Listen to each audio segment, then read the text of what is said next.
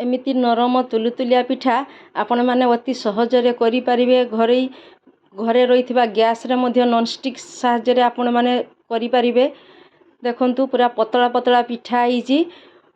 नमस्कार, मु दीप्ति के डेली ब्लॉग्स को आपण मानक स्वागत करुच्ची। एपटे मु अरुआ चाउल नहीं, अरुआ चाउल को मु 3-4 घंटा है बतरेकिना रखी थी। तापरे चाउल को पूरा सफा करी आमे 3 भाग पूरा ग्राइंडिंग करदेवा। 3 भाग ग्राइंडिंग कर सारा परे गुट भाग जो थिला से आमे कौन करबा ना नड़िया जो पूरी थिले से जो नड़िया करा से चाउल सांगरे मिसई देई ताकू ग्राइंडिंग मारिदेवा।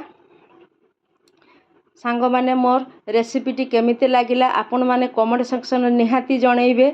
लाइक करिवे, शेयर करिवे, सब्सक्राइब तो निहाती करिवे। देखंतु मु एपटे चाउल आ नड़िया कुरा सब ग्राइंडर रे रखी देई ताकू ग्राइंडिंग मार देली। तापर ग्राइंडिंग मार साबरे प्रथमे जो ग्राइंडिंग करथे ता सांगरे सब मिसई देबा। मिसई साला परे से जो ग्राइंडर जाटा थिला सेटा पानी देई ताकू धोई सेथिरे मिसई देबा। तापर टिके लूण देली।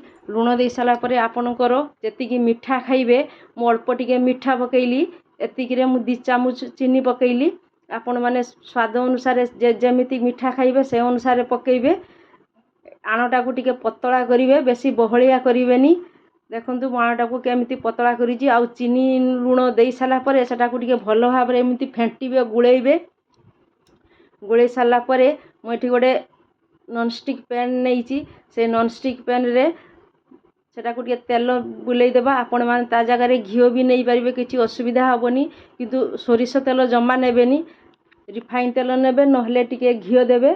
तापरे तेलटा तावाटा गरम हो साला परे देखंतु मु केमिति पतला पतला करूची। सेमति पतला पतला एमति आपण माने पकेई पारिबे। पकेई साला परे याकू गुटे ढाका साहाय्य रे आपण माने ढाकी देबे। ढाकी देला फलरे से जो ऊपर चूनाटा टिके नरम हो जिवो, किंतु भल भी टेस्टी भी लागिवो आ सिझी भी जिवो। देखंतु मोर केमती उठी जाउची पूरा पतला पतला। आ याकू लौटेबा किछि आवश्यकता नाही। याकू गरम गरम खाइले बहुत टेस्टी भी लागिवो। आ से ऊपरटा जो भांगी जाउची देखुचन जिमती लौटौची सेटा पूरा टिके क्रिस्पी क्रिस्पी लागे संगे संगे गरम गरम खाइले। आ गोटे मु करिके आपण मानकू देखौची।